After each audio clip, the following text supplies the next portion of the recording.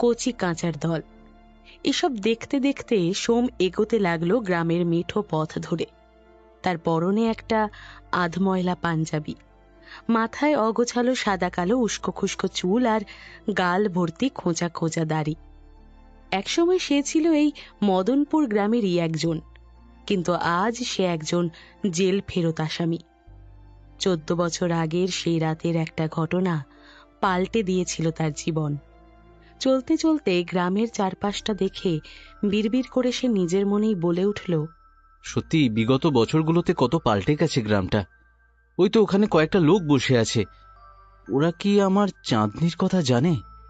কেউ না কেউ নিশ্চয়ই জানবে, গিয়েই দেখি। এই এই বলি, ওই লোকটাকে দেখেছিস? এই অনেকক্ষণ ধরে কিন্তু এখানে ঘুরঘুর করছে। আরে তুই ছাড়ো তো, দেখি তো পাগল বলেই মনে হচ্ছে। এদিক ওদিক ঘুরতে ঘুরতে হয়তো এখানে এসে পৌঁছেছে। চল আমরা বরং একটু দেখে আসি। আরে না না, কি দরকার, বাদ দাও তো। ও নিজের মতো যা করছে করতে দাও না। আর তাছাড়া চাটাও তো এখনো শেষ হয়নি, ছাড়ো তো। ওই লোকটাই তো আমাদের দিকেই আসছে রে। এ আসুক আসুক, দেখা যাক না কি বলে।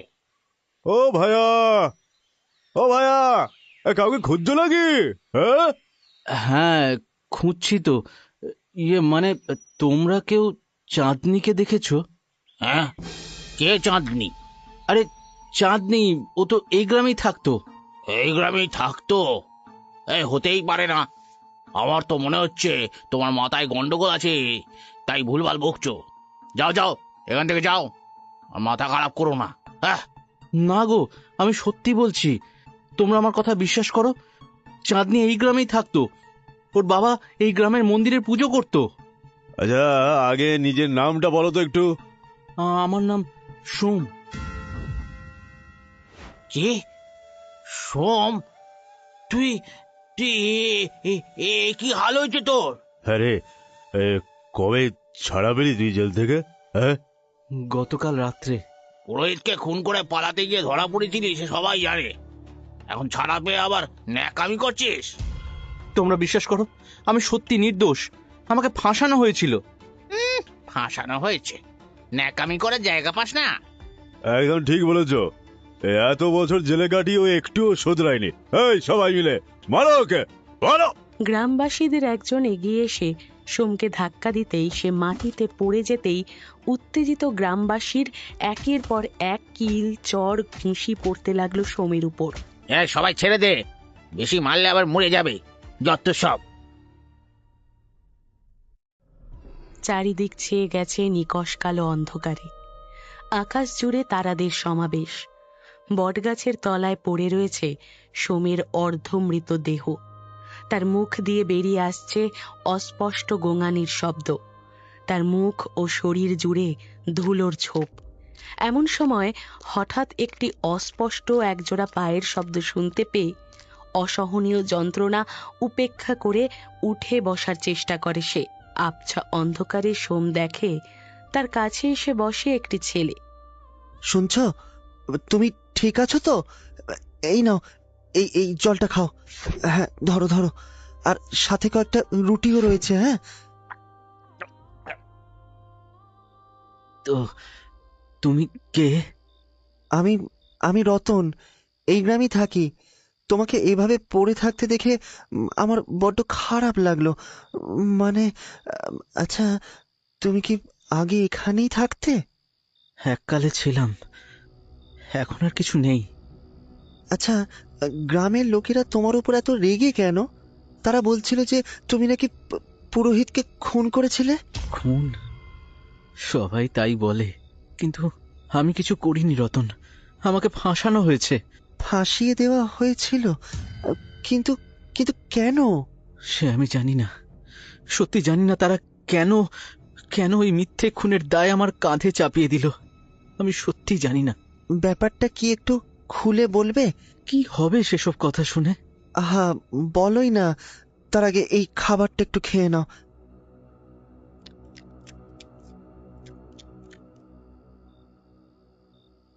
বলো না, বলো না, ব্যাপারটা আসলে কি হয়েছিল? এই গ্রামেই আমার জন্ম। আমার জন্মের অল্প কয়েক বছরের মধ্যেই মা বাবা দুজনেই মারা যান। এই গ্রামের আর 5টা সাধারণ ছেলেমেয়ের মতন আমার শৈশব থেকে যৌবন পুরোটাই এই গ্রামেই কেটেছে। শত কষ্টেও কোনোদিন এই গ্রাম ছেড়ে চলে যাওয়ার কথা আমি ভাবিনি। তাহলে মা বাবাকে হারিয়ে একা হয়ে পড়েছিলাম বটে, কিন্তু ওই কথায় বলে না যে ঈশ্বর প্রত্যেকের জীবনে কাউকে না কাউকে পাঠায় জীবনের শূন্যস্থান পূরণ করতে। চাঁদনিও ছিল আমার জীবনে ঠিক তেমনই, আমার ছোট্টবেলার খেলার সাথী। চাঁদনি? ও এই গ্রামেরই পুরোহিতের মেয়ে ছিল। ওর জন্মের সময় ওর মা মারা গিয়েছিল। চাঁদনি আমাকে সবসময় বলতো, আমি মাকে পাইনি ঠিকই, কিন্তু প্রতি জন্মদিনে মা আমার কাছে আসে। জন্মদিনে আসে মানে? বলতো প্রতিবার জন্মদিনে ঠিক একটা সাদা কাক এসে গাছের ডালে বসে, কিছুক্ষণ থাকে, তারপর উড়ে যায়। ও বিশ্বাস করত ওই কাকটা নাকি ওর মা। আমি তো হেসেই উড়িয়ে দিতাম, কিন্তু অদ্ভুত ব্যাপার কি জানো, ওর জন্মদিন ছাড়া আমরা কেউই ওই সাদা কাকটাকে কখনো দেখিনি। তাই নাকি? তারপর সময়ের সাথে সাথে আমরাও বড় হলাম। বন্ধুত্ব কবে প্রেমে পরিণত হলো আমরা টেরও পেলাম না। পুরোহিত কাকুও আমাকে নিজের ছেলের মতোই দেখতেন। সবকিছু বেশ ভালোই চলছিল। আমরা ঠিক করি বিয়ে করার, কিন্তু আমাদের কপালে বোধহয় এত সুখ লেখা ছিল না। কেন? তারপর কি হলো? আমাদের ভালোবাসার পথে বাধা হয়ে দাঁড়ালো। সোম আর চাঁদনি নদীর তীরে বসে আছে। চাঁদনি মাথা রেখে আছে সোমের কাঁধে। দুজনেই নিঃশব্দে সূর্যাস্ত দেখছে। দূরে অন্য প্রান্তে আড়ালে দাঁড়িয়ে বিশ্বম্ভর ক্ষুধার্ত দৃষ্টিতে তাকিয়ে আছে তাদের দিকে। তার মুঠো ক্রমশ শক্ত হচ্ছে। না না না, এটা কিছুতেই হতে পারে না। এটা আমি মেনে নেব না। চাঁদনিকে আমি ভালোবাসি। চাঁদনি শুধু আমার। কি হচ্ছেটা কি এসব? হ্যাঁ, ঘরের মধ্যে ভাঙচুর করছো কেন? বাবা, আমি সব নিজের চোখে দেখেছি। নদীর ধারে চাঁদনি সোমের কাঁধে মাথা রেখে ওরা দুজন, ওরা একে অপরকে ভালোবাসে। তাই নাকি? এই জন্য তোমার এত রাগ? তুমি বুঝতে পারছো না বাবা, আমি চাঁদনিকে ছাড়া বাঁচতে পারবো না। ও শুধু আমার, শুধুই আমার। শান্ত হও বিশু, এটা মাথা গরম করার সময় নয়। আমাদের ঠান্ডা মাথায় কাজ করতে হবে। আর সবচেয়ে বড় কথা, চাঁদনি আমাদের জাতের মেয়ে, পুরোহিত ব্রাহ্মণ মানুষ, আমরাও তাই। আমি নিজে যাব, গিয়ে বিয়ের প্রস্তাব দেব। সত্যি বাবা? তুমি সত্যি বলছো? তুমি সত্যি কথা বলছো? হ্যাঁ হ্যাঁ, সব ব্যবস্থা আমি করব, সোমের নয়। আমিও চাই চাঁদনি আমাদের ঘরের বউ হয়ে আসুক। কিন্তু সে জানতো না এই সিদ্ধান্তই হয়তো সম্পূর্ণরূপে বদলে দেবে 3টি জীবনের গতিপথকে। প্রণাম পুরোহিত মশাই, আসলে একটা দরকারি কথা আপনার সাথে আলোচনা করতে এলাম আর কি।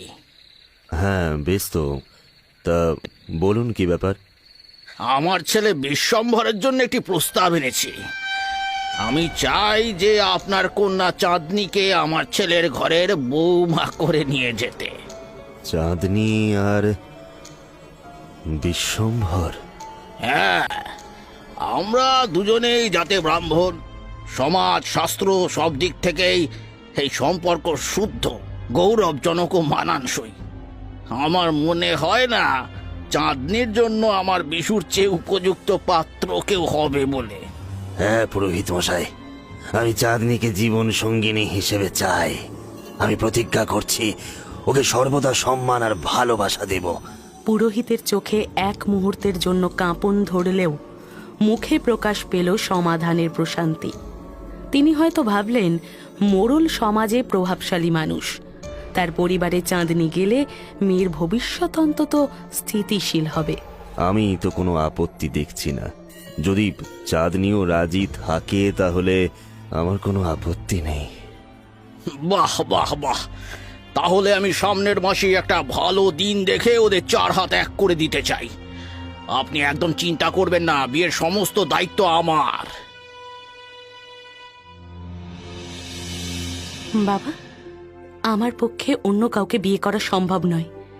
আমি সোমকে ভালোবাসি, আর তার সঙ্গেই আমার জীবন কাটাতে চাই।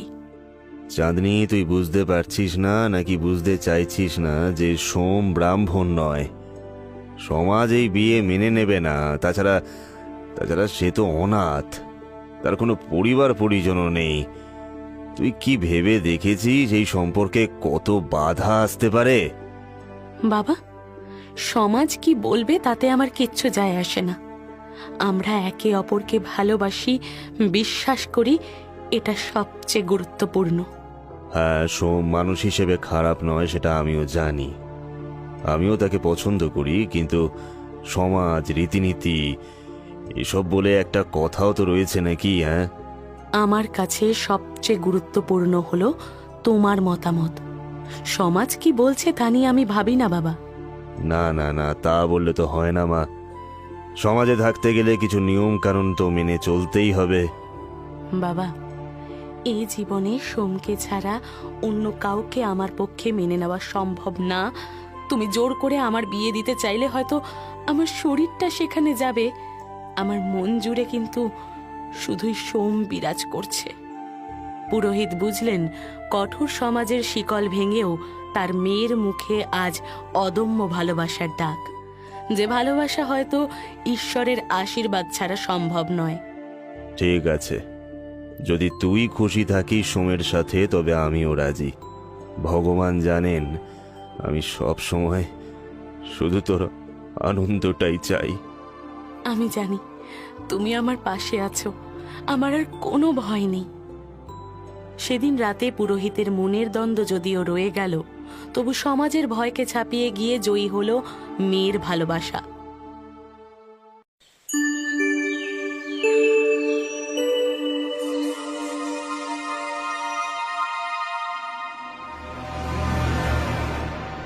সোম, বাবা রাজি হয়েছেন, তিনি আমাদের বিয়েতে মত দিয়েছেন, আর কোনো বাধা নেই আমাদের সামনে। অবশেষে অবশেষে সব বিপদের কালো মেঘ কেটে গেল চাঁদনি। এখন থেকে তুমি শুধুই আমার। হ্যাঁ সোম, এবার আমরা সত্যি একসাথে হয়ে যাব। দুজনের এই মিলনক্ষণের সাক্ষী হলো দূরে লুকিয়ে থাকা বিশ্বম্ভর। তার চোখের সামনে ভেঙে চুরমার হয়ে গেল সমস্ত আশা। ছি পুরোহিত মশাই, ছি! আমার সাথে নিজের মেয়ের বিয়ের প্রতিশ্রুতি দিয়ে। বিশ্বম্বর, আমি তোমাকে কোনো প্রতিশ্রুতি দিইনি। প্রতিশ্রুতি দেননি মানেটা কি? আমার সাথে বিয়ের পাকা কথা বলে ওই অনাথ সোমের সাথে ঢলাঢলি করতে